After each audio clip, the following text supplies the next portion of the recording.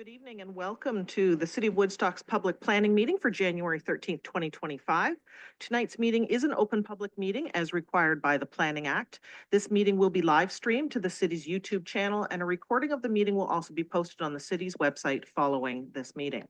An agenda of the meeting can be found on the Agendas, Meetings, and Minutes page of the city's website.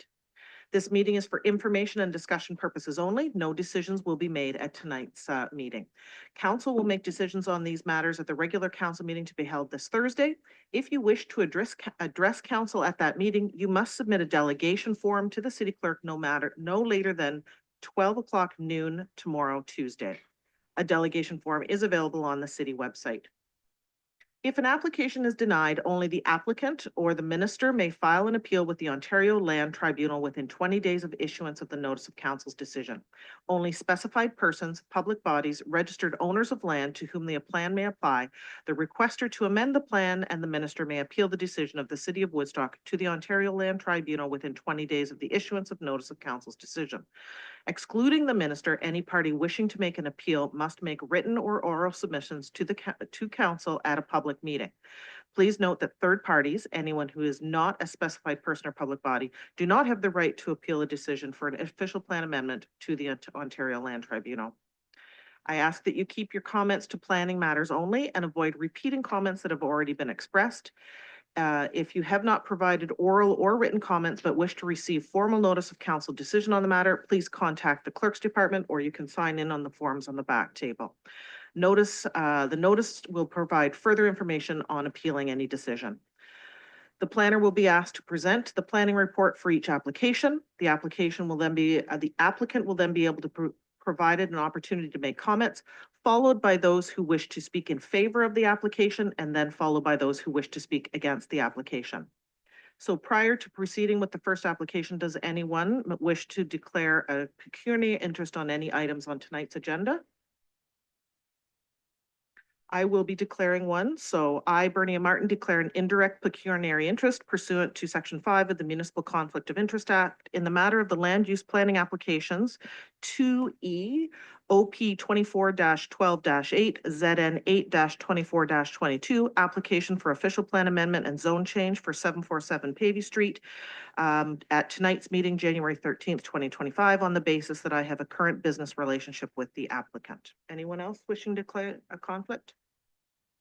Seeing none, then let's proceed to application number 1, B 2469-8 and A 24-19-8, application for consent and minor variance, Oxford Business Solutions, Inc.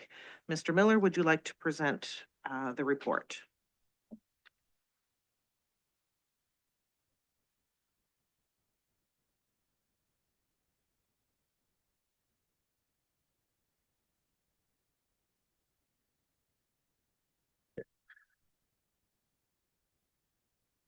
Good evening, committee, staff, members of the public. Applications for consent and minor variance B 2469-8 and A 2419-8 in the names of Oxford Business Solutions, Inc.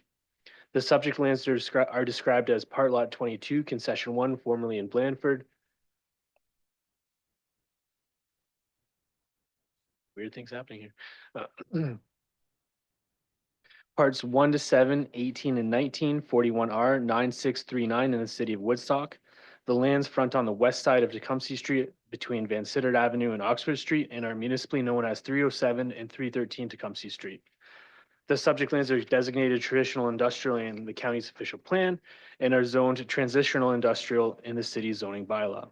The intent of the applications for consent is to create one new 1.36 hectare vacant industrial lot and retain one 2.8 hectare lot for continued industrial use. The lot to be retained contains 2 industrial buildings and a parking lot, which will be retained. The lot to be severed is vacant and there are no plans for development at this time.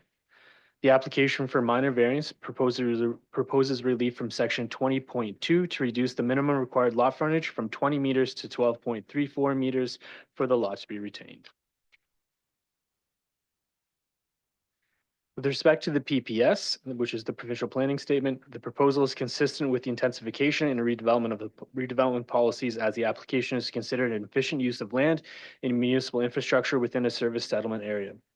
With respect to the relevant official plan policies for the traditional industrial areas, staff are of the opinion that the proposal is consistent with the intent of these areas, which are planned for the full range of industrial type activity, including light, medium, and heavy industrial uses. In consideration of the requested minor variance for reduced lot frontage for the lot to be retained, staff have reviewed the proposal in context of the policies contained in the official plan and consistent with the City of Woodstock Engineering Department are of the opinion that the proposed variance is appropriate. The proposed lot to be retained will be of an adequate size to provide sufficient setbacks for neighboring properties and provide space for off-street parking for the existing uses. Planning staff are of the opinion that the proposed severance and the requested minor variance meet the tests of the minor variance outlined in section 45.1 of the Planning Act and can be supported. As such, staff recommend that the city supports the application A24698 and that the City of Woodstock Council advised Land Division Committee that the city supports the proposal to sever the subject lands subject to the conditions in the report 1 through 6. Thank you. Are there questions from council for the planner on the report? Seeing none then, is the applicant in attendance and wishing to speak to their application?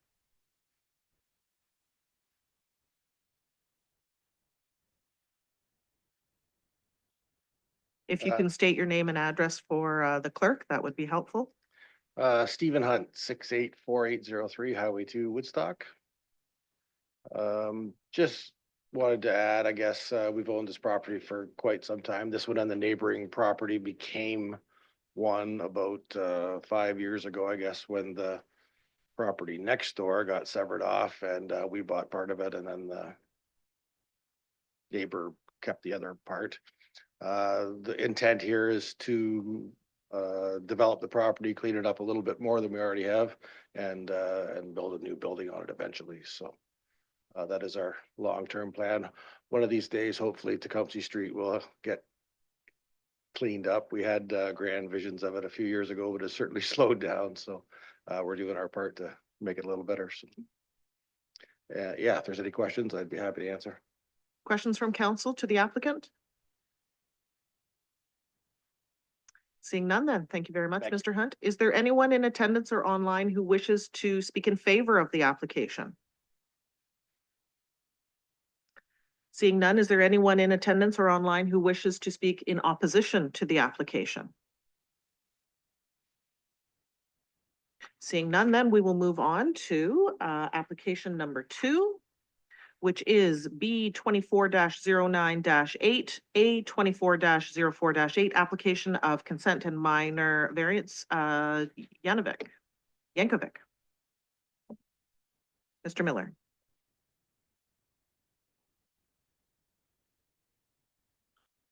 I'm glad you said the name first because I'm bad at names and this is going to be one of at least 2 that I'm bad at. Application for consent and minor variance B 24-09-8, A 24-04-8, Yankovic. The subject lands are described as Lot 8, south side of Queen Street, Block H, Plan 52 in the city of Woodstock. The lands are located on the southwest corner of Douglas Street and Queen Street and are municipally known as 306 Queen Street. The subject lands are designated low-density residential in the official plan and are currently zoned R2 in the city's zoning bylaw. The purpose of the application for consent is to create one new lot for residential purposes and retain a lot containing an existing duplex dwelling. A duplex dwelling is proposed to be constructed on the severed lands. The applicant is proposing to obtain relief from section 7.2 of the zone provisions to reduce the minimum lot area for the lands to be severed from 540 square meters to 278 square meters, to reduce the minimum lot frontage of lands to be severed from 18 meters to 11 meters, and to reduce the minimum lot depth of the lands to be severed from 28 meters to 24.5 meters. The applicant also proposes to reduce the minimum rear yard depth of the lands to be retained from 7 meters to 5.5 meters and to reduce the minimum required front yard depth on the lands to be retained from 6 meters to 2 meters.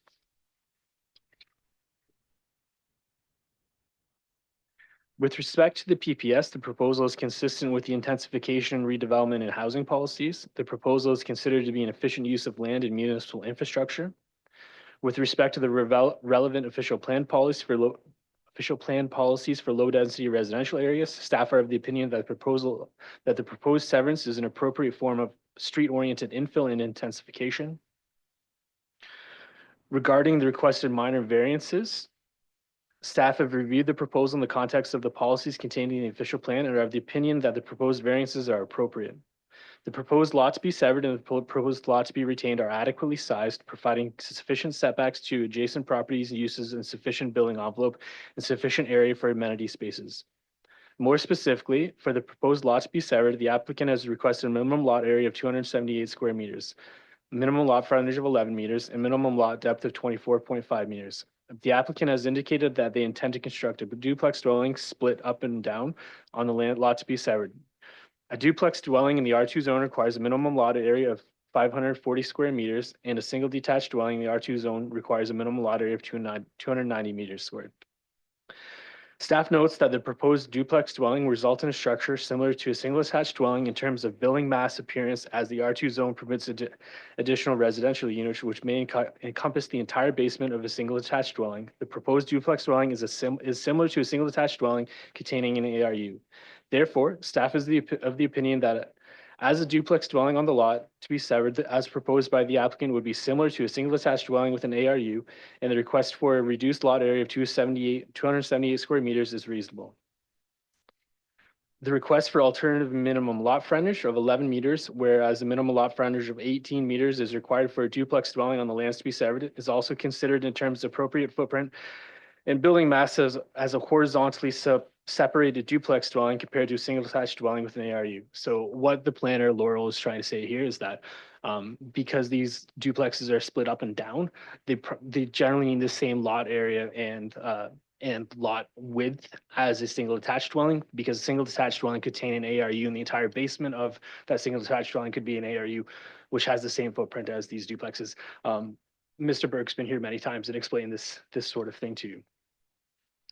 Staff is the opinion that the request for reduced minimum lot frontage of 11 meters is appropriate, and then will allow for an adequately sized lot. Regarding the proposed lot to be retained, the applicant has requested a minimum front yard depth of 2 meters, where a minimum front yard depth of 6 meters is required, and a minimum rear yard depth of 5.5 meters, where 7.5 meters is required. The request relief in front yard depth is to acknowledge the location of the existing dwelling and does not impact the proposed consent of the lot to be retained. The request relief to reduce the rear yard depth is a result of the new lot line resulting from the consent, and staff are satisfied that sufficient amenity space will be available in the rear yards for the lot to be severed and the lot to be retained. Staff are satisfied that the proposed variances are minor and desirable for the development, and lands maintain the intended purpose of the zoning bylaw with respect to provisions of the adequately sized building envelopes and sufficient setbacks, amenity space, and space for off-street parking.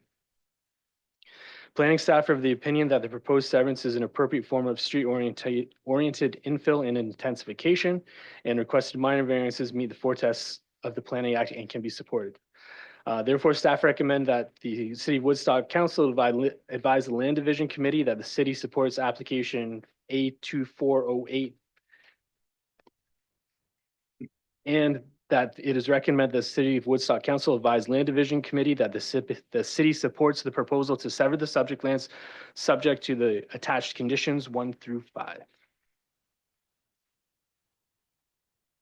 Thank you very much, Mr. Miller. Any questions from council on the application? Mayor Accioni. Yeah, thank you. Through you, the chair, to Mr. Miller. 2 questions, if I may. First question is parking. Just want to make sure we have at least 2 parking spots that are there for the duplex. And the second question is the mailboxes that are there, the bulk mail. Do they have to be moved, or would they be okay in the design? Through the chair, the first question was parking. Yes, so he's not requesting any reduction in required parking. Through those details, we've actually, with the city and staff and myself, have worked out that he is able to meet the minimum required parking spaces. Also, I believe that we flagged earlier the mailboxes and even potentially, I think, a hydro pole to make sure he could work with the locations of those things. And Mr. Burke is satisfied that, yes, those things can be worked around. Thank you. Any other questions of the planner? My understanding is that the applicant is not here this evening. I'll ask, is the applicant here this evening? We received notice earlier that they will not be. So council can ask their questions of the applicant as communicated to us by email earlier today. Is that satisfactory with council? All right, then I will ask, is there anyone in the audience or online that wishes to speak in favor of the application? Seeing none, is there anyone in the audience or online that wishes to speak against the application? All right, thank you very much. We'll move on to application number 3. ZN 8-24-06, application for zone change, Saeed Jafar Trafish. I don't have the rest of the details. So, Mr. Miller?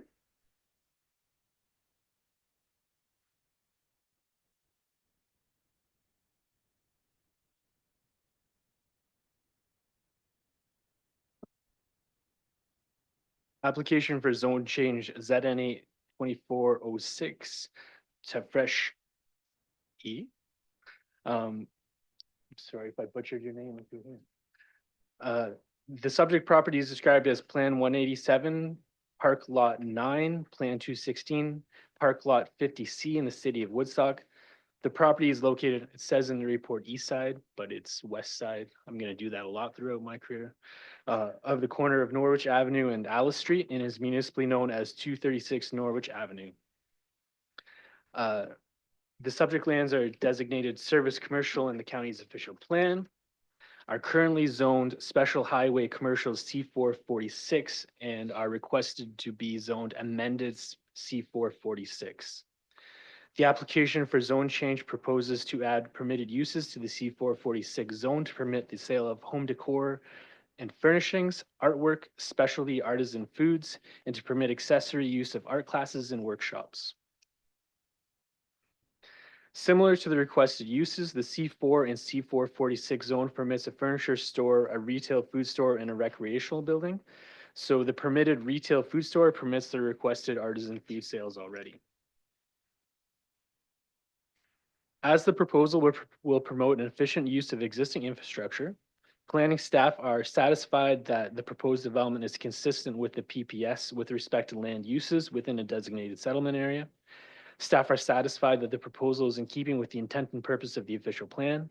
The proposed additional uses are consistent with the types of uses described for the service commercial designation. The proposed new uses are specialized in nature and cater to the traveling public or are recreation and entertainment uses.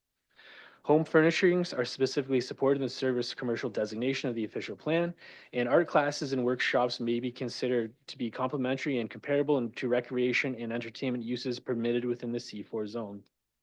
Planning staff are satisfied that the proposal is consistent with the policies of the provincial planning statement and meet the general intent and purpose of the official plan respecting service commercial uses and can be given favorable consideration. And staff recommend that the city approve the application. Thank you, Mr. Miller. Any questions for the planner on this report? Mr. Schadenberg, Councillor Schadenberg, pardon me.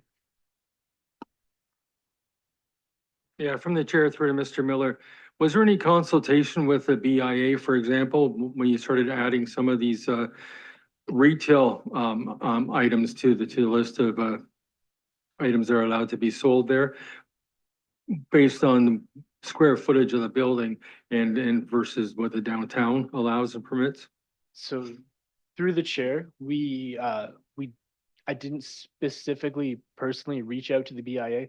They are circulated on this application, just the exact same way that we circulate the building department or the engineering department, things like that. In this case, we did not receive any comments from the BIA. And I guess my follow-up to that one is when you get into things like art lessons and that side of a business, is that something that is a significant difference to the current zoning for that neighborhood? So through the chair, so generally retail and commercial uses should be directed to either a shopping area or the downtown.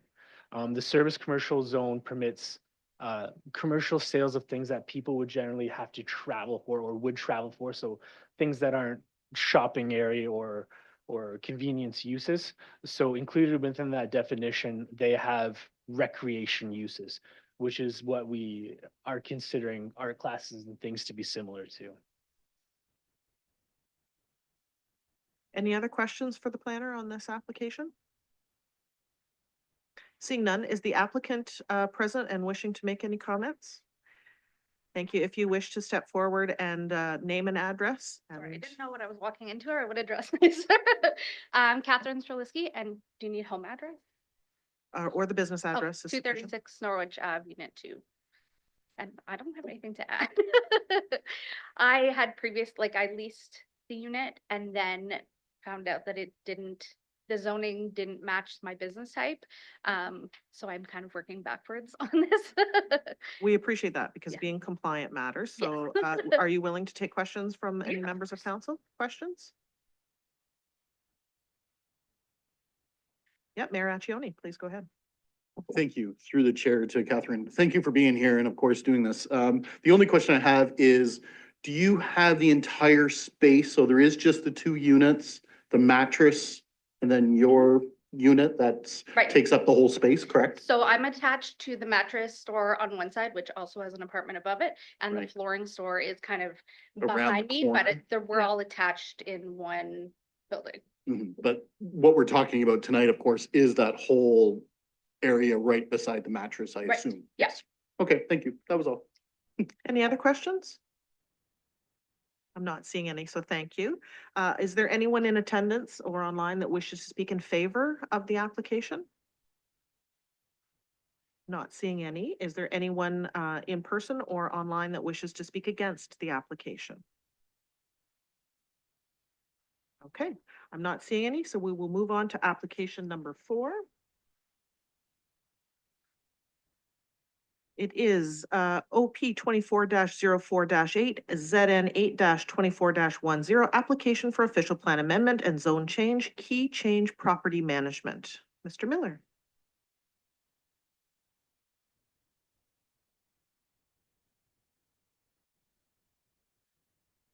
Applications for official plan amendment and zone change, OP 24048, ZN 8-24-10, key change property. Gonna have to talk about get the water preemptively. The subject lands are described as Plan 48, part lots 2 and 3 in the city of Woodstock. The lands are located on the west side of Norwich Avenue between Parkinson Road and Salter Avenue and are municipally known as 394, 400, 408, and 412 Norwich Avenue. The subject lands are currently designated low-density residential in the county's official plan and are proposed to be redesignated to high-density residential in the county's official plan. Within the city's zoning bylaw, the subject lands are currently zoned R1, R2, R2 special R221, and R2 special R223, and are proposed to be rezoned to special residential type 3. Applications have been received to amend the official plan in the city's zoning bylaw to permit the development of a 32-unit stacked townhouse development. So the subject lands contain 4 small dwelling structures. The official plan amendment processes proposes to redesignate the subject lands from low density to high density residential to facilitate the proposed increase in residential density on site. The zone change application proposes to rezone the subject lands from residential type 1, residential 2, and special residential 2 to special residential zone 3. The proposed zoning will facilitate the proposed stacked townhouse development and requested zone change provisions regarding the minimum lot area per dwelling unit, minimum landscaped open space, and to permit limited parking in the required front yard.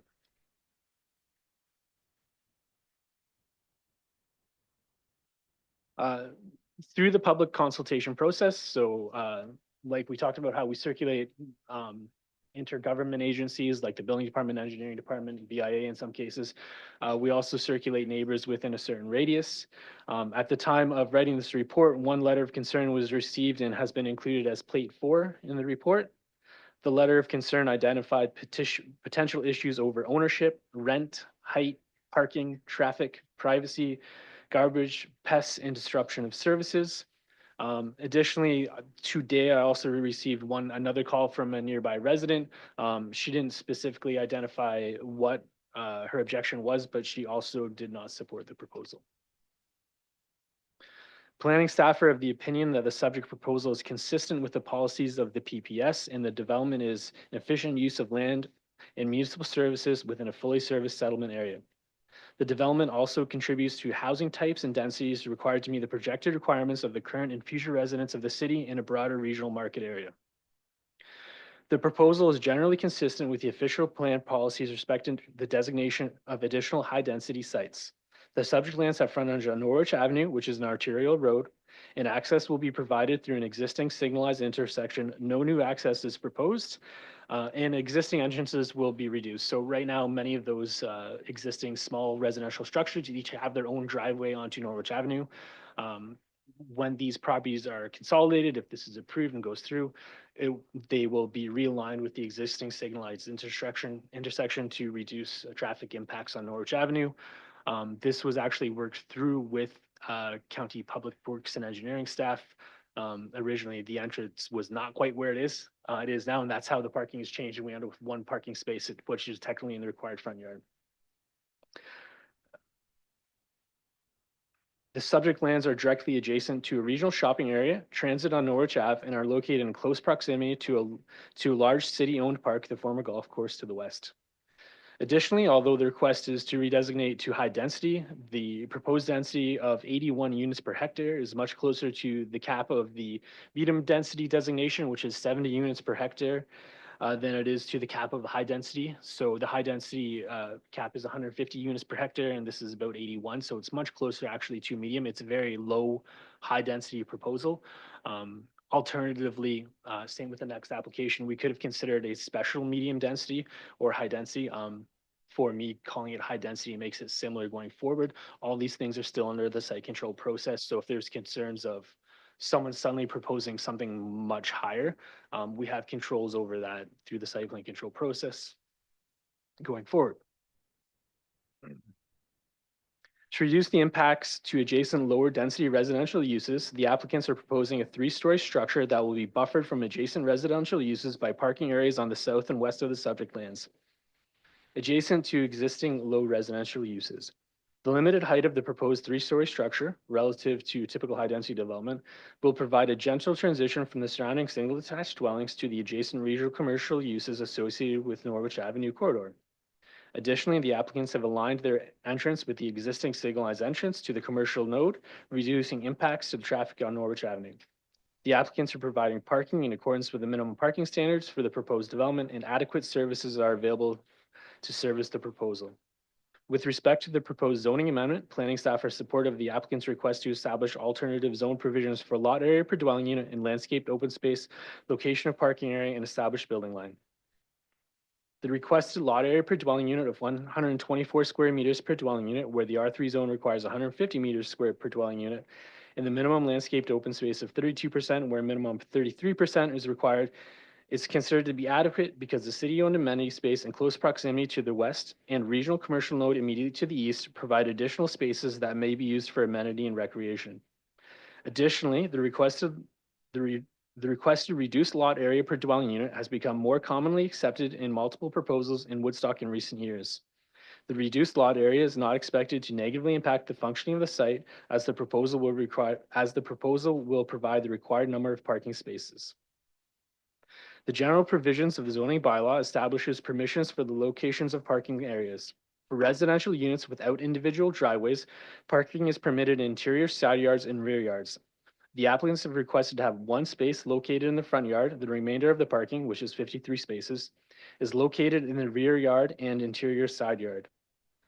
The space to be located in the front yard will not impact sight lines or adjacent properties, and staff have no objection to the location of one space in the front yard.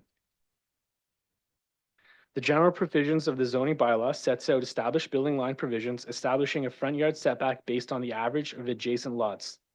The city's building department has determined that the established building line is 7 meters and that the applicant is proposing a setback of 6.7 meters. Notwithstanding the established building line provisions, the minimum front yard depth in the R3 zone is generally 6 meters, and the proposed 6.7 meters exceeds this minimum setback. Further, the reduction from 7 meters to 6 meters is a minor departure and will not impact the conformity of the rest of the streetscape. This office is of the opinion that the proposed amendment of the official plan to accommodate the proposed development of subject lands generally complies with the relevant policies of the official plan respecting infill, intensification, and high-density residential development, and the proposed zoning bylaw amendment is considered appropriate for the proposed development and can be given a favorable consideration.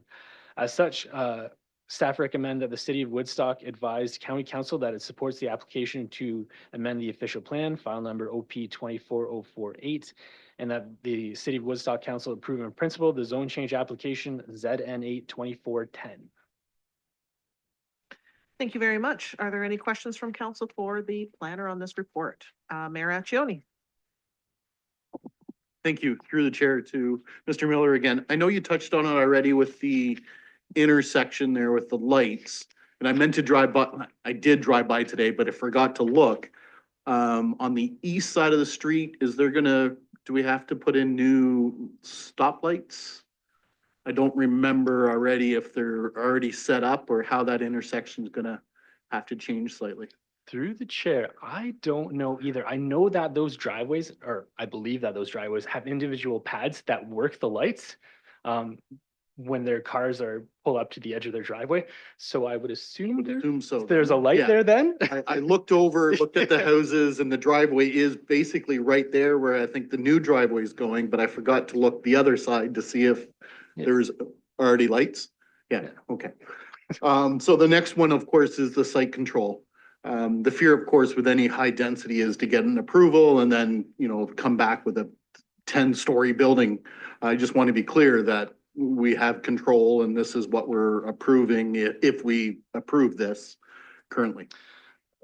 Yes, through the chair, that's true. So we have two ways that we can control this. So the first is through site plan control. We make sure that if this is approved, what is ultimately built is what is approved.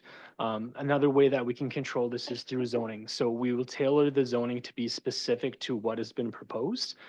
We can cap the maximum number of units through zoning, things like that. So we aren't approving 32 units and then suddenly you see 60 units. Mayor Anthony, I'm gonna second guess myself here and say that now that I'm looking at the picture, I'm not seeing the shadow of the light standard there, so I'm not sure that there is on the east side of the road, but I seem to remember that there is, but now I'm second guessing it from the picture, but. Yeah. Any other questions for the planner on this application? Councillor Schadenberg. Yeah, from the chair through to Mr. Miller. Because of the lay of the land, the only units that have a basement front door would be from the back from Norwich Ave. They wouldn't have frontage on Norwich Ave. Because the entrance on Norwich Ave would at least be the first floor. If not, maybe the second floor. There's quite a drop off in that lot. Just curious on that to think, if somebody wanted to note it to be a 4-story, in other words, a basement plus 3, they would only really notice that from the backyard. Through the chair, yes, that's likely how it would work. Also, I don't know if I mentioned this in the report or not, but the lowest density residential zones that Woodstock have, the maximum height is 11 meters, which is approximately equal to 3 stories. So this isn't any taller than it isn't appreciably taller. So 3 stories could potentially be higher than 11 meters, but you could also get 3 stories in 11 meters. So it's essentially the same height that you could build in any low density residential zone. Do you have a follow-up, Councillor Schadenberg? Any other questions? Seeing none then, is the applicant in attendance and wishing to address council? And if you could state your name and address.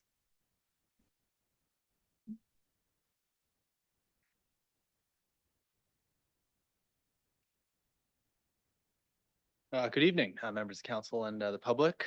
I believe I have a presentation as well. The clerk would be able to pull that up on here.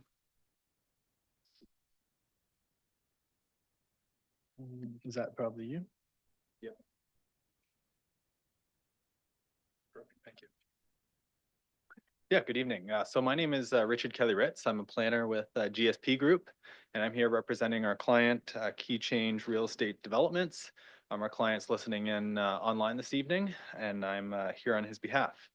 So I'll keep my remarks pretty brief this evening. I'll just give a very brief overview of our application, the specifics of the zone change and official plan amendment, and then I'll be available if there's any questions if needed.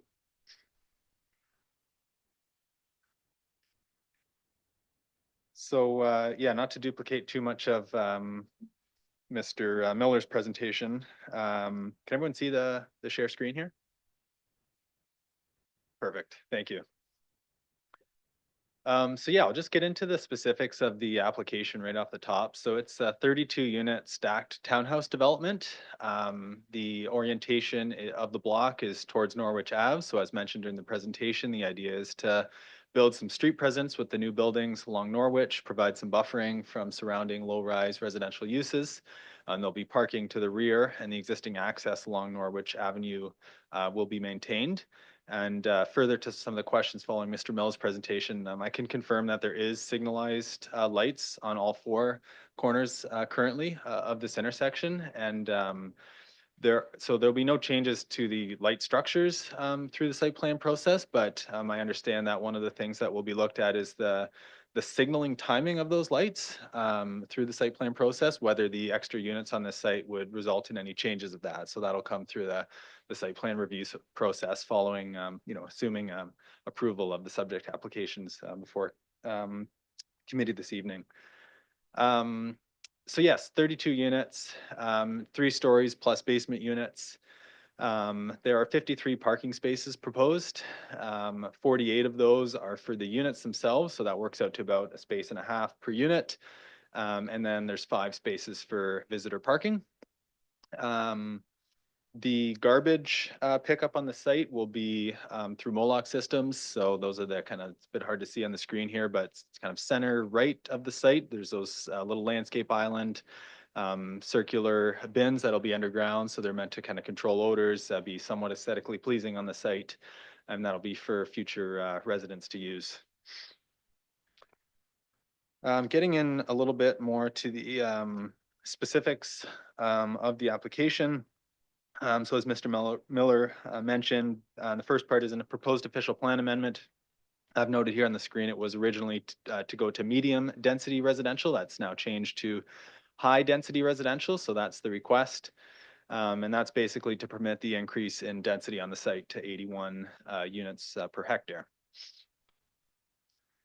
Getting in a little bit more to the specifics of the zoning. So the whole site, which is 4 existing properties, will be rezoned, proposed to be rezoned to R3. So in addition to that base change, there are a few site-specific requests that Mr. Miller covered. So the first is a small reduction in the lot area per unit for the 32 townhouse units. The second is a reduction in the amount of landscaped area on the site. So the zoning normally requires 35% of the lot be landscaped. And this request reduces that slightly to around 32%. And then the very last request is to just allow one of the parking spaces. You can see it's this one here. Normally the zoning doesn't allow parking between the front of the building and Norwich Ave. So just the way that the layout worked, one of those spaces are there. So it's just to allow for that site specific relief. And with that, yeah, that concludes my main remarks. We're in support of the staff report recommending approval of the application. We're of the opinion that it represents good planning. It's a good opportunity for intensification within the settlement area of Woodstock. It's well located along Major Street, Norwich Ave. It's proximate to nearby parks, amenity spaces, and commercial uses across the street. And yeah, I'm available if there's any questions of myself. Thank you. Thank you very much. Council, do you have questions for the applicant, Councillor Schadenberg? Yeah, I know there's 5 houses there, and I'm assuming they'd be all tenant occupied at this point in time, unless 1 or 2 of the properties is already vacant. But I know the one at 394 has tenants in there, and they fully realize, of course, that the house has been sold, there's future redevelopment. But my question would be, is any kind of a guesstimate as to what kind of a notice the tenants in the 5 units will be expected to move from the houses? Through the chair to Councillor Schadenberg. Yeah, I believe our client's still working on construction timelines. So I'd say likely and probably construction would begin in the next year or two. Still up in the air a little bit. Yes, as far as I know, the tenants have all been notified about the application before them this evening. So it should be on their radar. Any other questions from council? Seeing none, then thank you very much. I will ask anyone in the audience or online that wishes to speak in favor of the application if you wish to step forward. Seeing none, is there anyone in the audience or online who wishes to speak against the application? If you wish to step up to the podium, it's a first come, first serve. And if you can state your name and address for the record and state your concerns. Good evening. My name is Scott Johnson. I'm at 409 Powell Street, directly behind the proposed location. A few of the concerns I have are, one is just privacy enjoyment of our current backyards. I know it was stated that these buildings will not be excessive over 11 meters. However, that land is already higher, much higher than the backyards on the Powell side of the street. So that additional 11 meters will definitely destroy the east vision of our properties. I don't know about everybody here, but I enjoy getting up in the morning, watching the sunrise. And I feel that this building will definitely cause problems for that. Second one is due to the difference in heights between the lots. Myself and my neighbors have very low backyards that every year are very wet and are really hard to get into in the spring. With the proposed extra pavement and parking lots right adjacent to our backyards, I have a feeling that we're going to get a lot more water, a lot more snow melt into our backyards and make our backyards even less available in the spring due to the amount of water that's going to be there.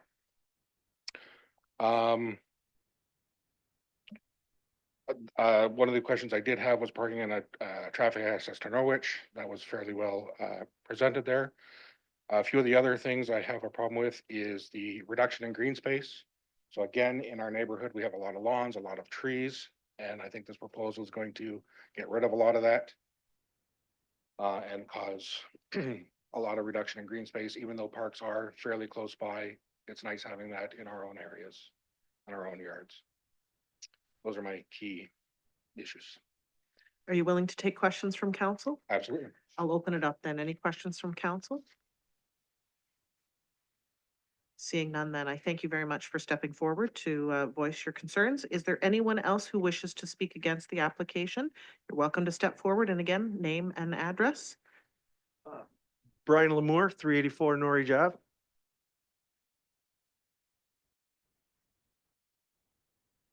Yeah, I've got the same concern about our backyards are really low. Like, and I live right beside them, and then there's a hill going down to my yard.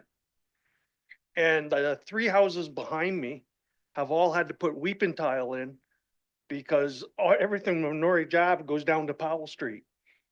So I'm not saying I'm against it, but we need to figure out water before we do anything, right? Because once you put more asphalt down, more roofs, you gotta have somewhere for the water to go. So like I say, I can show you people that is on Powell Street that actually put in weeping tile in their backyards, trying to deal with water, right? So that's just my main concern is. Any questions of council? Okay, thank you very much for stepping forward. Is there anyone else that wishes to step forward and voice any concerns against the application? And again, a request for your name and address. Good evening. My name is Jeremy. I live at 418 Norwich Ave. I don't have much more to say as these guys have basically said everything that I am concerned about, but one more concern would be, is it gonna devalue my house now? Because like, I forget his name, sorry, but he touched on privacy. So now I got 3-floor building that could see right into my backyard now, and I don't know if that's gonna affect anything so just wanted to state my concern about that. I appreciate that. Are you willing to take questions from council? Yeah, Is there anyone who has a question? I didn't catch your last name. Sorry, I would have addressed you by your last name, but I didn't catch it. Butts. Thank you. Any questions? I'm not seeing any. So thank you very much for stepping forward. Anyone else who wishes to speak against the application or issue any concerns? I'm not seeing any. So thank you very much. That's our fourth application. Our fifth application tonight, I do declare a conflict on, and so I will ask Mayor Accioni to step forward and share the remainder of the meeting. Thank you.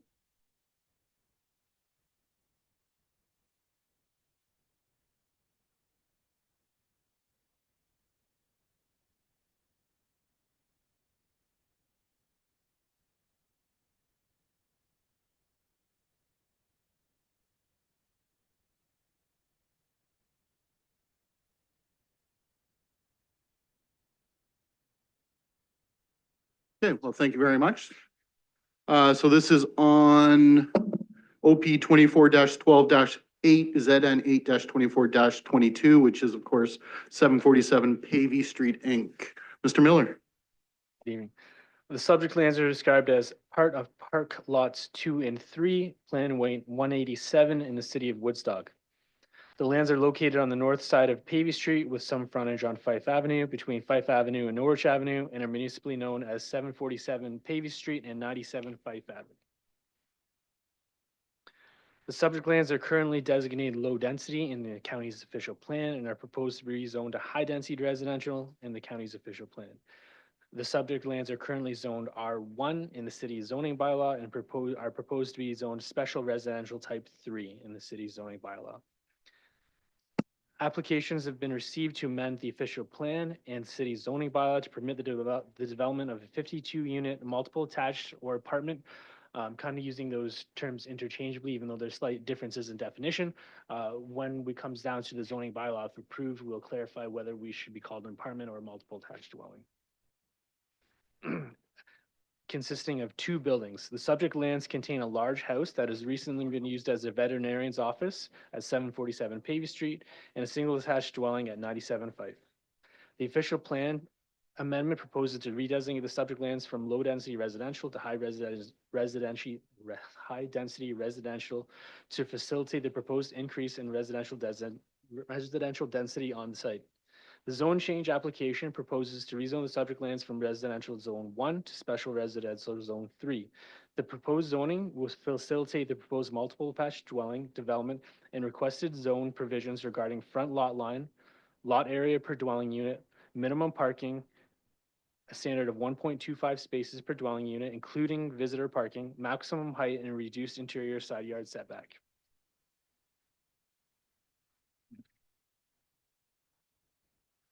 Planning staff are of the opinion that the subject proposal is consistent with the policies of the PPS as the development is an efficient use of lands and municipal services within a fully serviced settlement area. The development also contributes to housing types and densities required to meet the projected requirements of current and future residents of the city and broader regional market area. Although the subject lands do not have direct access to an arterial road as identified in the official plans criteria for designating new high-density sites, the subject lands are in close proximity to Norwich Avenue and Parkinson Road, which are arterial roads. The development is approximately 100 meters from Norwich Ave. Further, the proposed density of 85.6 units per hectare and development type, and in the report it says stacked towns, but that was me getting confused with the last application. But the development type of 4 stories are more similar to medium density developments that permit a maximum of 70 units per hectare than they are to high density developments that have a maximum of 150 units per hectare.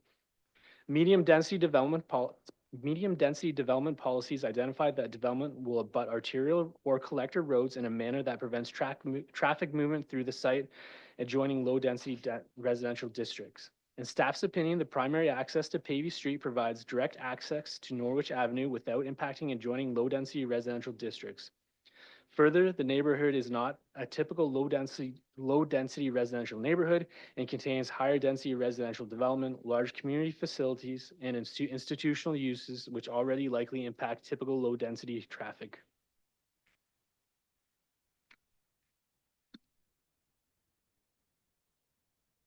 The subject lands are immediately adjacent to institutional uses to the north and multi-unit residential uses to the south.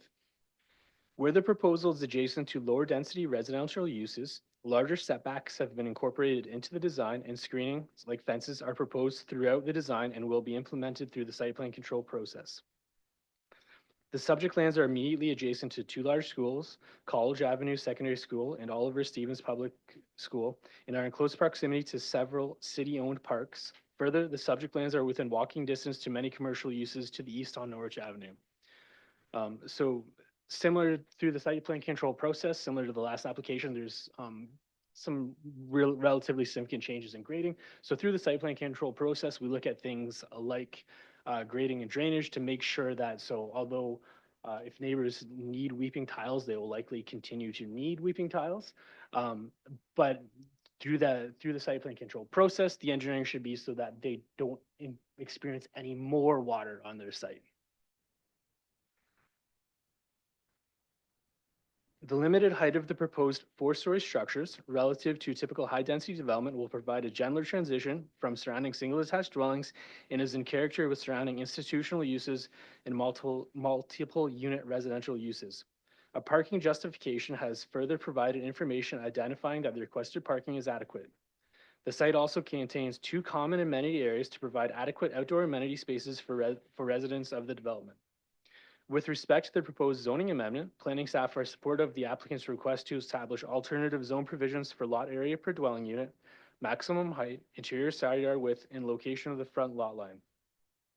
The requested lot area per dwelling unit of 116 square meters, where the R3 zone requires 150 square meters per dwelling units, is considered adequate because many city-owned parks and public schools are in close proximity that may provide additional spaces for amenity and recreation. Additionally, the requested reduced lot area per dwelling unit has become more commonly accepted in multiple proposals in Woodstock in the recent years. The reduced lot area is not expected to negatively impact the functionality of the site, and the site control process will be implemented to ensure that functionality of additional items like drainage and grading. The maximum height for apartments and multiple attached dwelling houses in the R3 zone is 3 stories, and the applicants are requesting a maximum of 4 stories. The maximum height provisions of the R3 zone are generally intended to reflect low and medium density residential developments. In this case, the applicants are requesting an additional story to accommodate their proposal, which is on the very low end of a high density residential development at 85.6 units per hectare. Although taller, the proposed structures will not be out of character with the surrounding multi-unit residential institutional uses and will be buffered from surrounding low density residential uses by larger setbacks. Site-specific zone provisions are requested to identify the minimum interior side yard width and front lot line. Additionally, the city's building department has asked that we establish a site-specific provision for the front yard setback to avoid potential concerns over the established building line setbacks. The general provisions of the zoning bylaw sets out established building line provisions establishing a front yard setback based on the average of adjacent lots. Although the city has not identified an established building line for this proposal, they have requested that we identify a minimum front yard depth of 6 meters to avoid confusion at the building permit stage. The applicants have also requested that through zoning, the front lot line and minimum interior side yard widths are clarified. The R3 zone establishes slightly different minimum interior side yard width based on the development types. The minimum interior side yard width for multiple attached dwellings and apartments walls without habitable rooms or windows is 3 meters, and minimum width for apartments is generally 6 meters. This provision is intended to provide privacy to adjacent properties where taller apartments may overlook neighborhoods. In this case, the 3-meter minimum requested setback will apply to the easterly lot line adjacent to a community facility. Further, the applicants have requested that site-specific zoning deem the front lot line frontage on Pavey Street when it comes to identifying yard setbacks. Typically, because there are 2 frontages on public street, Pavey Street and Fife Avenue, the front lot line would be determined by the shorter lot line abutting a street. which in this case would be Fife Avenue. However, due to the configuration of the subject lands, it is appropriate to deem Pavey Street the front lot line. This office is of the opinion that the proposed amendment to the official plan to accommodate the proposed development of the subject lands generally complies with the relevant policies of the official plan respecting infill, intensification, and high-density development, and the proposed zoning bylaw amendment is considered appropriate for the proposed development and can be given favorable consideration. As such, staff recommend that the city of Woodstock advise county council that it supports the application for official plan amendment, file number OP 24128, and that the city of Woodstock approve in principle the zone change application, file number ZN 82422.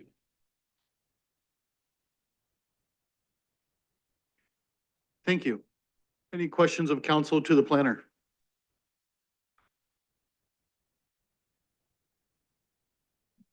I guess I do have a couple before you sit down. Nice try. First, similar to the other 32 unit, we talked about site plan control, same idea. We'd have maintained site control of the site. You're nodding your head, so that's a yes. Yes. Yes, so through you, yes, that is true. Any residential development over 10 units, it comes under site plan control.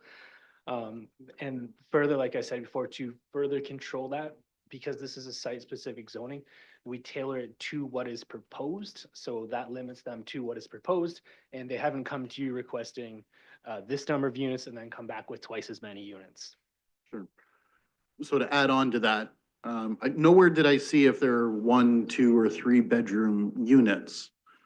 So thinking of site control and how many units are allowed, I'm wondering if they could say put all 3 units or 3 bedroom units, extend the size and further request bigger buildings in the future? Or is that, I don't know how that works, or So, just going back to that site control again. yeah, so if you're imagining, like, are they going to build a bigger structure with bigger units? Is that what Yes. you're imagining? Yes, I've had that question by a resident. That's why I'm Yeah. asking it. So in that case, they're already up against tight zone provisions and they've asked for reductions in other zone provisions. So things like landscaped open space, yard setbacks would likely be impacted. So building a bigger structure, like some tweaks are likely possible, but if you're building a bigger structure that would impact what people experience by looking at it, is not likely possible based on the zone provisions. Okay. That's what I said. I wanted to make sure I said I would ask that. Oh, yes, Mr. Wallace? I may be repeating what, or Mr. Mayor, I may be repeating what Mr. Miller said, but it's going to have a special zoning on it. If you wish, Mr. Miller could build into the zoning a maximum of 52 townhouses. Which is what I intend to do. The question by the resident was more, nowhere did they see if they're, coming for approval of 52 1-bedroom units, and all of a sudden they turn around and no, we want to build 52 3-bedroom units. So their concern was all of a sudden the buildings would get much larger and take up a much bigger footprint. And I just said I would double check that and ask that. I didn't think that was possible. The footprint would stay the same no matter how big of a unit, correct? Yeah, for the most part. I mean, it's possible to have some tweaks. Sure. But Yeah. you've got to maintain those yard setbacks, that percentage of amenity space, that percentage of space per unit. So you can do tweaks, but yeah, the massing will generally stay the same. That's what I thought. Thank you. Anyone else before we go to the public? Okay. Thank you. First I'd ask is yes, she is. Ms. Baker, I'm assuming? Yes. Thank you. Welcome. Pardon me, welcome. Good evening, Mayor, members of council. Just give me a moment. I'm just going to pull up the presentation. Should have brought my glasses. Do you know which one? Wow, you've got good eyesight.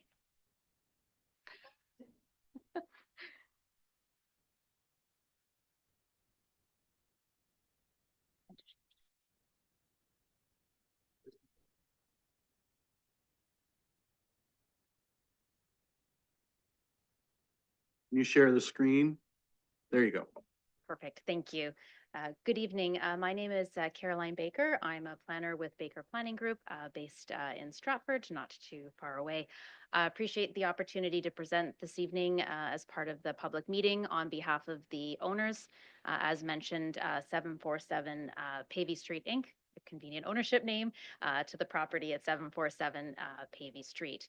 As mentioned by Mr. Miller, this is an official plan amendment as well as a zoning bylaw.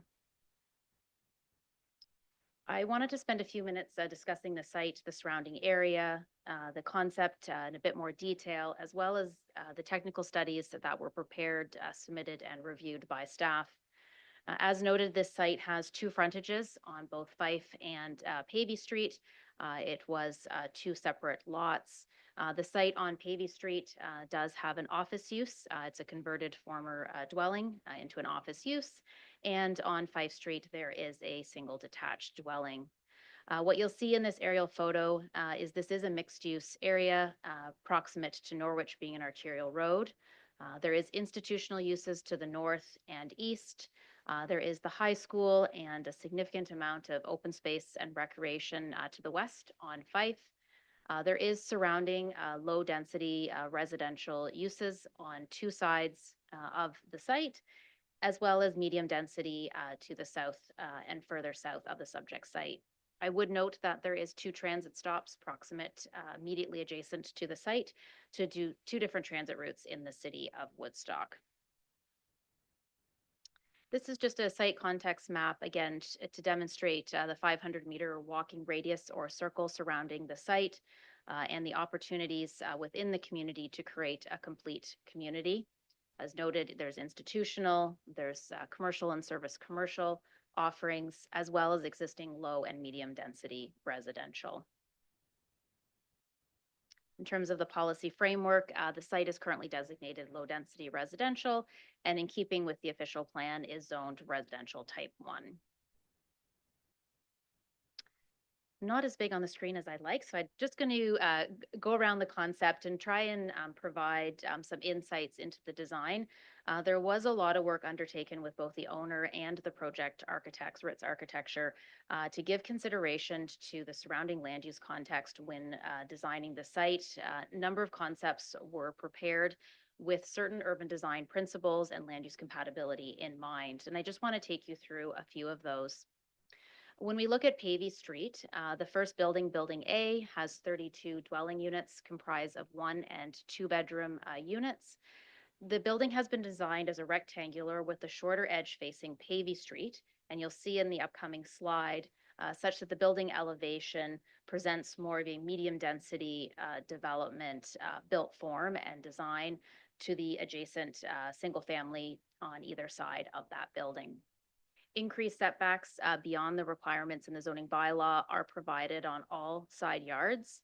Save and except the building to the rear, a reduced interior side yard setback of 3 meters is proposed only for Building B, which is the back building, where it's adjacent to the parking lot for the adjacent retirement home, not where it abuts any low density residential use. These increased setbacks on the east side, which would be the top of the page, 6 meters is required and it's proposed to be 9 meters. When we move to Pavey Street, the requirement is 6 meters. It's been increased to 7.5 meters. In discussion with some residents before this evening's meeting, there was a request to consider pushing Building A slightly further back to align with their setbacks on Pavey Street. I indicated certainly that's something I'm happy to take back to the owner to see again if we can just shift Building A back a little bit to have some alignment with those dwelling units on Pavey Street. If we're looking at the south or the bottom of the page, there is a 17.4 meter setback, which exceeds the 6 meter required setback to adjacent low density residential uses. And similarly on Fife, there is a requirement for 6 meters and 12 meters have been provided. Essentially, the owners have worked with the architects to bring the buildings into the site and slightly to the east to provide those increased setbacks. In addition, the site does exceed the required landscape open space, 35% being required. This site design is at 41.5%. Again, looking at increased buffer areas and landscaping to surrounding low density. The owner is also looking to work with neighboring property owners with respect to the planting strip, buffering, and landscaping. As you'll see further in the presentation, the owner did retain an arborist for the purposes of these applications. It certainly was not a requirement of the submission, but we wanted to ensure that we understood how many trees were on site, the condition and their health, what trees would be impacted, and the compensation. And certainly there'll be a combination of fencing and buffering. These are the building elevations prepared by the architect. On the top right, that is the proposed building elevation that would front Pavey Street, just for reference. And the bottom image is building A, so that's the slightly larger building that would front Pavey Street. To answer an earlier question from the mayor regarding 1 and 2 bedrooms and the potential for 3 bedrooms, certainly, as you'll see on the conceptual site plan, that if the building needed to increase in size, because of the proposed limits in the zoning bylaw amendment to number of units and building height, expanding overall unit sizes would essentially mean you need to enlarge the building footprint. So it would take more site area, which would then reduce the ability to accommodate things like common amenity area, landscape, parking, garbage, snow storage, and the like. So that certainly would present challenges. So as noted, the official plan amendment, while it's going to the high-density residential designation, the owner did request to cap the units per hectare, so this is 90 units per hectare. That would speak to Mr. Miller's comment about capping the units to 52 dwelling units. That's achieved through that provision, which can be carried forward in the zoning bylaw. In the zoning bylaw, in terms of site-specific provisions, certainly through circulation comments, we will deem Pavey as the front yard. It does assist a building permit, just for clarity, because this is a through lot with 2 frontages. There is a reduction in the minimum lot area per unit, but again, I would note that the concept plan exceeds the landscape open space and is quite a bit lower than the permitted lot coverage. Given again, as we see smaller units being built in these low-rise apartment and multi-unit forms, there is less land area that is required. Cap has been proposed on the building height to 4 stories. Originally, the owner had applied for 3.5 stories. That is the intent. And in working with staff, we understood that it would be clearer and easier at building permits to have it provided as 4 stories. You'll see as well that requested reduction to 3-meter setback only where it abuts a non-residential zone for clarity. And the last provision, this is something in recent years we've added to a number of projects that have multiple buildings. What this does is essentially allow for a condominium form of ownership to be registered, but 1 building to be built first and then the second building. So it provides that so long as the city approves a comprehensive site plan that illustrates the entire development of the site, 1 building can be built first and registered as a condo, and you could proceed with construction to the second. In terms of public consultation, certainly the statutory public meeting this evening, and forward to hearing from residents after my presentation and hopefully assisting and answering any questions. In addition to that, the owners did knock on the doors of surrounding and adjacent property owners to have discussions about the proposed development. I was not in attendance, but understood that they talked about matters related to privacy, screening, stormwater management, and certainly look to keep that dialogue open as we look to what the planting strip or buffering could be along those mutual property lines. As noted, full municipal services are available to the site, and there was an analysis of the sight lines, both access points. As I'm sure you can appreciate, driving by the site, there is some grade change on Pavey, and so there was an analysis completed to ensure that safe access and sight lines for those movements could be achieved. As mentioned, there was an arborist report. They were able to survey 48 trees. 29 were selected for removal. None of the trees selected for removal are boundary trees or on adjacent properties. And certainly in keeping with the City of Woodstock's compensation bylaw, through site plan approval, the compensation, I believe, is 3-1. So every tree that's removed, either need to place with 3 new trees or cash in lieu. Traffic study was prepared that demonstrates all intersections are operating appropriately, both in the current situation, forecasted, and as well adding this development. Given the requested reduction in parking from 1.5 spaces per unit to 1.25, transportation engineers were retained to prepare a parking justification letter. In comparison to other surrounding municipalities in terms of their parking rate, the provision of transit, and the inclusion of transportation demand management, it was their opinion that the proposed parking rate was appropriate.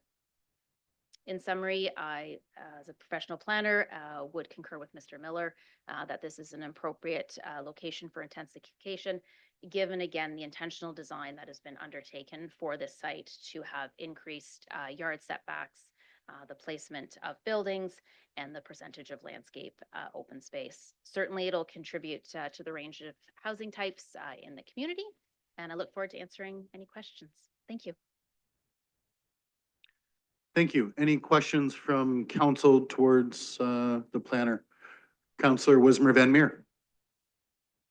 Thank you. Through the chair to Ms. Baker. I'm not sure if you would have this answer tonight or not, but just thinking of where this is located, especially being so close to the schools, both elementary and high school, as well as just amenities of commercial use.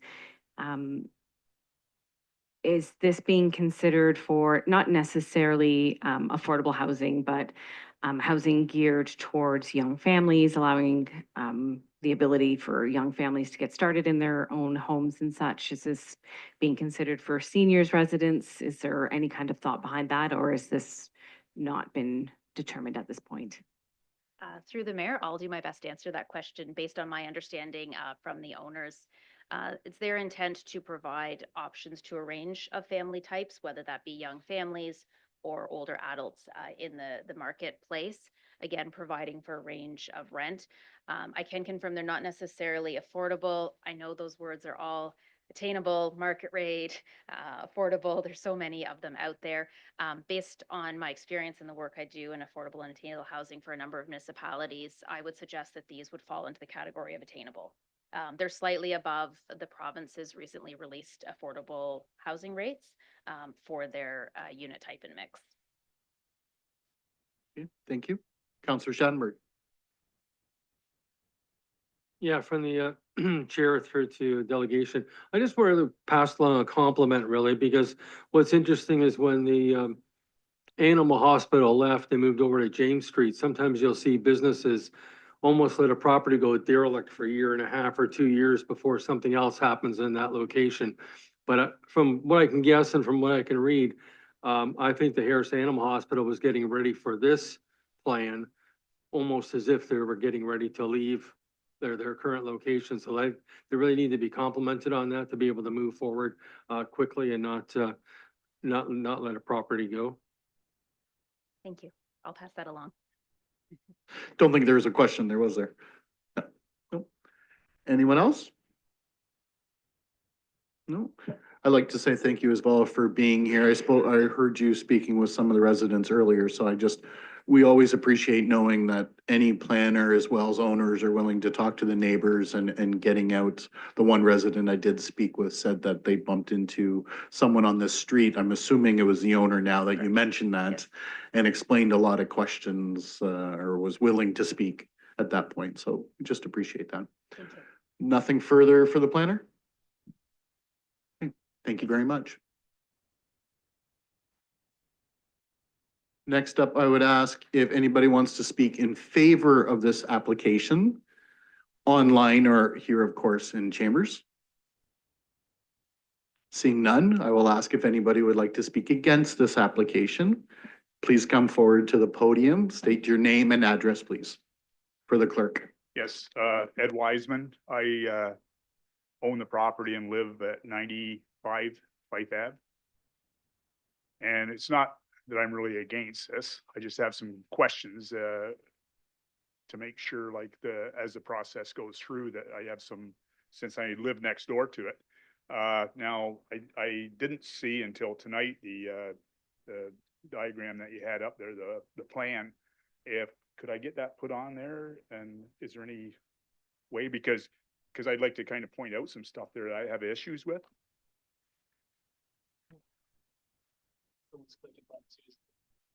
Oh, are they doing it from the back? So what, photo did you have in mind? The plot, like where the buildings are, The site plan? the site plan, yeah. Oh. That one there? Yeah, that one there. And if I may,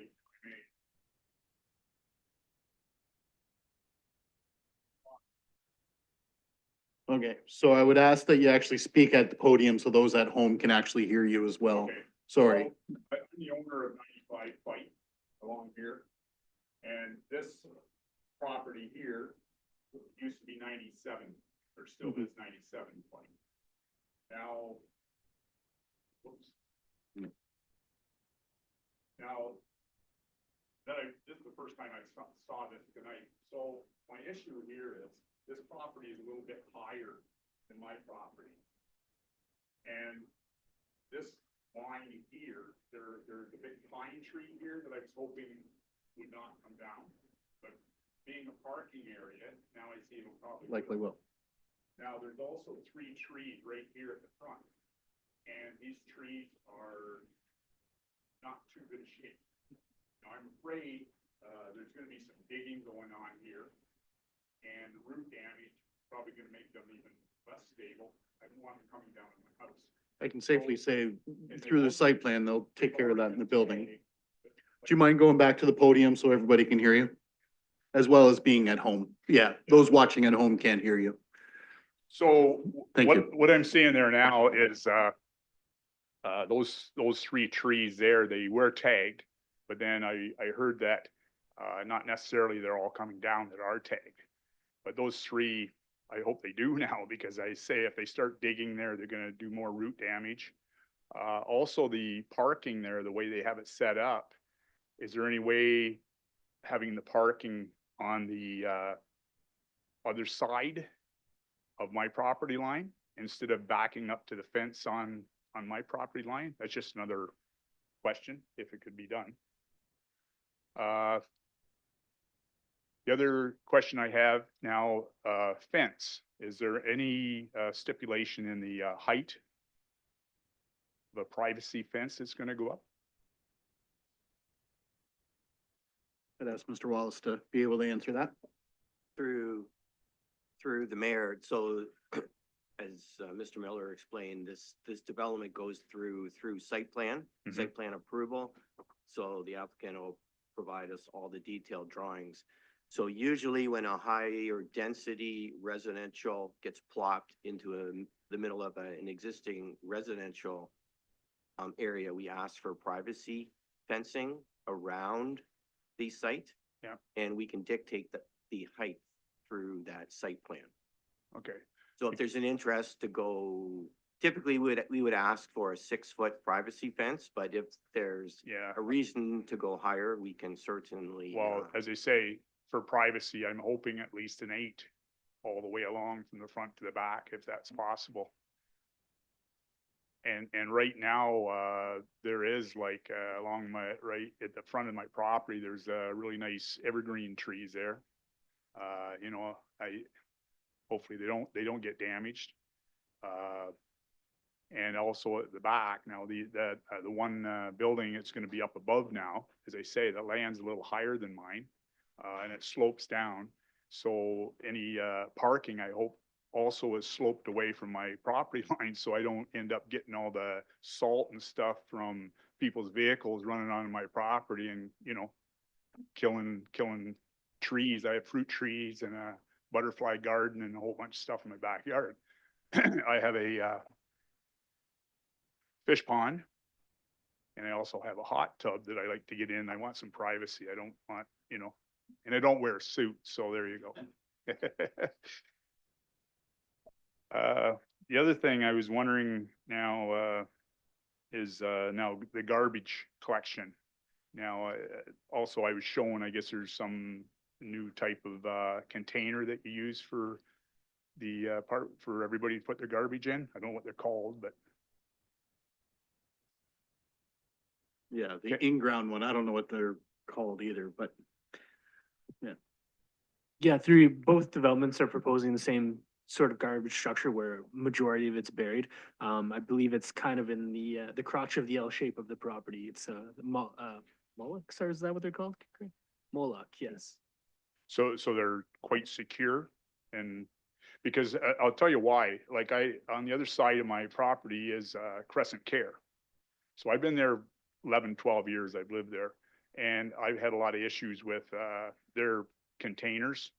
And I've actually had to go to Crescent Care myself and complain because they weren't putting the lids down, and the squirrels and the crows and everything. I'm picking garbage and stuff up in my backyard continually. So, you know, that's a concern of mine too, and it's blowing around and. So, the container is literally underground and it's okay, almost like they're buried and they come and lift them up and empty them. They're well, that's quite good. slick, so that The should containment, well, that's solve that. good That's then. right, yes. Uh,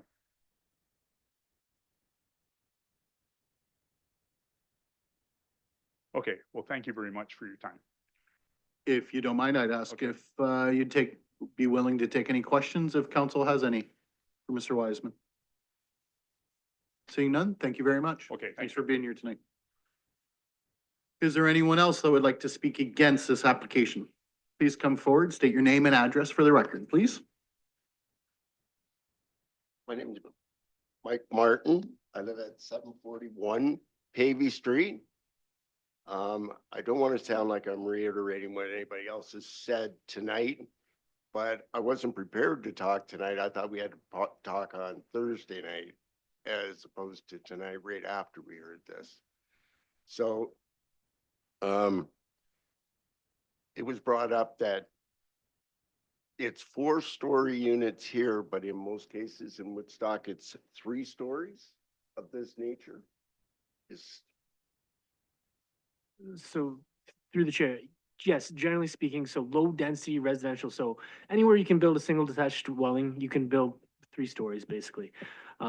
So yes, for low density, that is the maximum height. For medium densities, things like that, it's sometimes a bit higher. High density, it can go up to 6 or 8 stories without permission, so they're proposing 4 stories. but this isn't going to high density, it's going to medium density? Is this what I took from what you said? So yes, it's going to high density, but it is a very low high density. So it's about 85 units per hectare, where medium density is 70 and high density could typically be up to 150. Okay, I'm just trying to get an answer for what you came across saying that they were overstepping by a floor.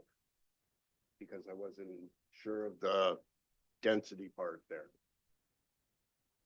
You know, for the 3 to the 4. Yes, the R3 zone, which this will be an R3 zone, which is typically a zone that could be in a low density district. Right. It's 3, but they're redesignating, so it's kind of complex because they're redesignating to high density, which usually anticipates much taller things. So So what are they going for? That's what my question is. Are they going, is it gonna be high density or is it gonna be medium density? So as far as density is considered units per hectare, it's high density, it's a low high density. As far as physically what the development looks like, it'll look a lot more like a medium density. Okay, so what you're saying is, for a layman like myself, I can't understand what you're saying, because you're telling me 3 floors, and yet you're saying they want 4 floors here.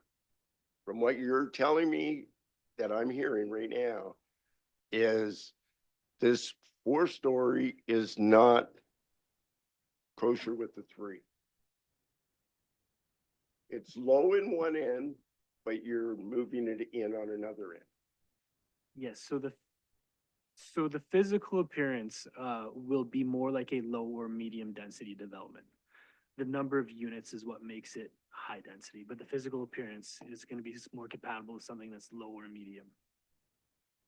Now, does this have to be addressed and looked at Or am I just talking through my hat to say, why should this be allowed in this situation?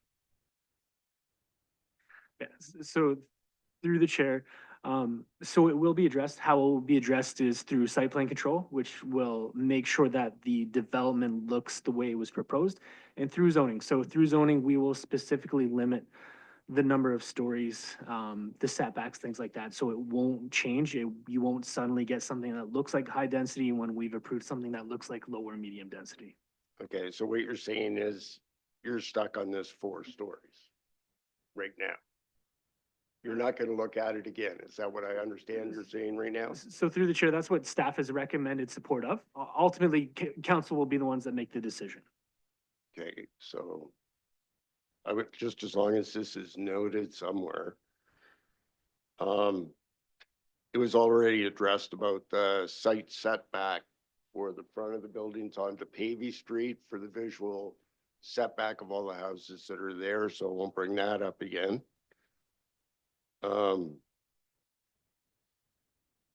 Could I ask Craig Wallace a question? To Craig Wallace, Craig, does the city still do traffic counts in certain areas? For the reason I'm asking this, we have a 1 block street there with 4 lanes at one end, schools at the other end, with buses that now are on the road to be loaded with children, whereas before Oliver Stevens was off the road to load the children on. Now the city bus goes down that street to make the turn where the buses are on the road. Nobody can move when the buses are on the road from anybody coming down Pavey Street to get on Fife Ave, and that is a problem. Mr. Chair, if I could answer the question, so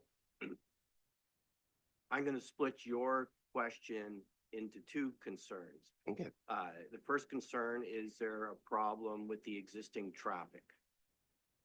So if you have a concern with the existing traffic, that can be directed to the engineering department. Yes, they will investigate it, and if they feel that they need to do some traffic counts on the street, they can do their own traffic counts. If you have a concern towards the traffic of this future development, then if engineering has a concern, they'll ask the applicant to do a traffic study on the street. Okay, because I think it's definitely going to be a problem, because it's a problem right now, especially for the kids walking on the public sidewalk there. We have a public sidewalk on one side. We don't have a crossing guard at the school right at that spot right now. And they're coming out between the buses, traffic, the city bus and everything. And they're walking down to a street that's 4 lanes, trying to get across, for which they shouldn't likely be trying to get across, because it should be zoned that they don't have to cross that road. But they do. And that's a problem. And if we add, it could be 100, well, you likely haven't figured out, likely 90 some new vehicles on that street. And we only have parking for 7 vehicles on the street because we have a handicap pickup in front of the units that are on the south side of the street there. Like, I think we're going to be overwhelmed with kids and problems and cars that say you have company at a, like, will they have enough parking in this area to accommodate people that are visiting these places to park without trying to fill those 7 spots up that are basically taken by the healthcare providers for the people that live in those units. So I think we have a problem there that should be addressed by engineering or somebody to look at the situation. Because I know it's a heck of a situation when I watch kids out there going home from school. So you're gonna have to give me direction, because I don't know to who would you're saying go to engineering? If, I can probably answer that, yes. Mr. Wallace is suggesting if you think there's a current problem, we'd love to hear about it. Make sure you go directly, and you, of course, know, engineering department. With any other concerns for future, I mean, they're gonna be worked along with a site plan. So not all the details have been figured out. What we're gonna be looking at and likely voting on this Thursday is actually the concept of what this is going to be, how many units, placements and everything else can still be aligned, as Mr. Miller mentioned. There might be slight adjustments, but the basics is what we're going to be looking at. On Thursday. On Thursday, yes.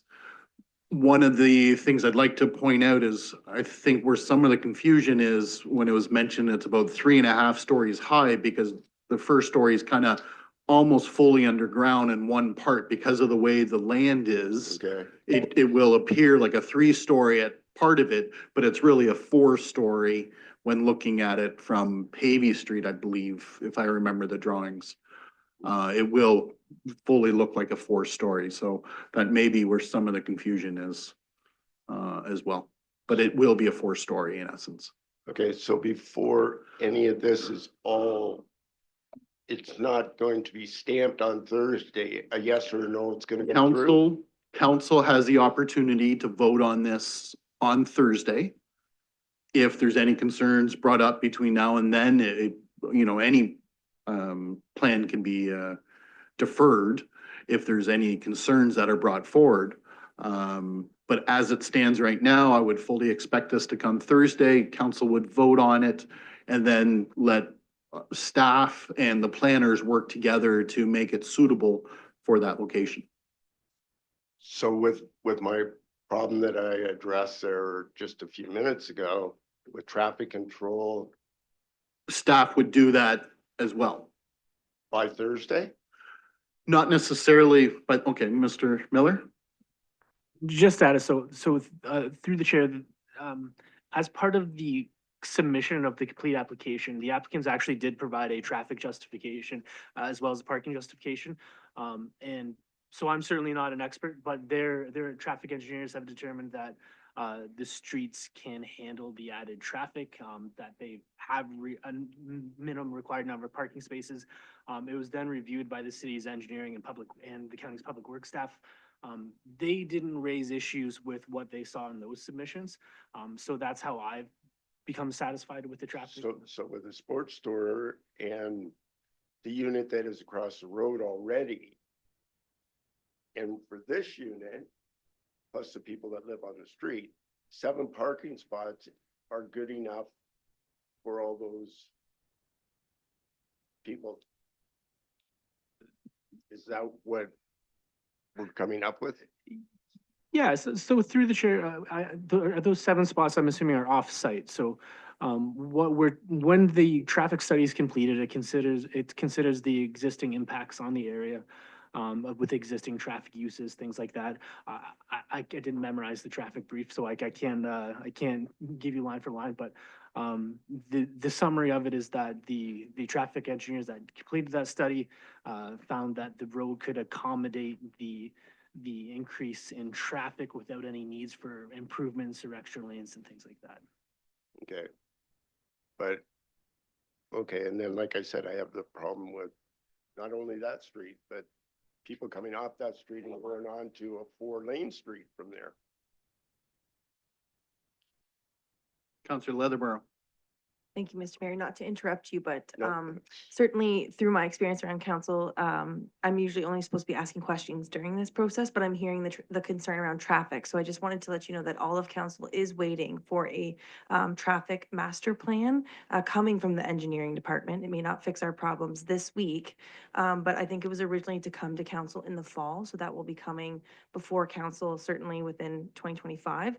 And within that transportation master plan, there will be traffic calming measures. So I just wanted to point that out, because regardless if this planning application goes forward or not, I do believe that it is a reoccurring issue we hear at planning is parking, volume of traffic, the streets aren't urbanized. So I just really wanted to make mention based off of some of your comments. Okay, that sounds good. It's just, we're gonna put,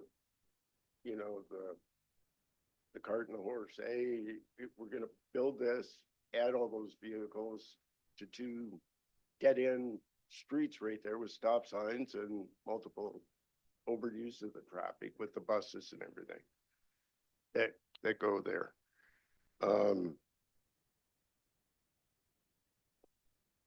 Yes, a lot of it is gonna be, just reiterating what other people have said.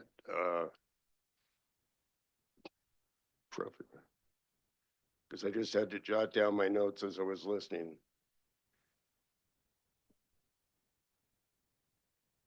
I think that's all I can really come up with in such short notice. Like I said, my notes for tonight, I thought I was giving Thursday night, and I'm sorry for, No need to be sorry. That's why we have a public meeting. Okay. If Thank you're you willing for to your answer time. any questions, does council have any questions of Mr. Martin? You're willing to answer some questions? Sure, go Yeah, ahead. Councillor Wismer Van Meer. Mine's not so much a question as much as just, like you said, you weren't prepared to maybe speak tonight. So if you go home and you're thinking about this and you're talking about this, by all means, please reach out by email to counselors or call us, whatever it might be.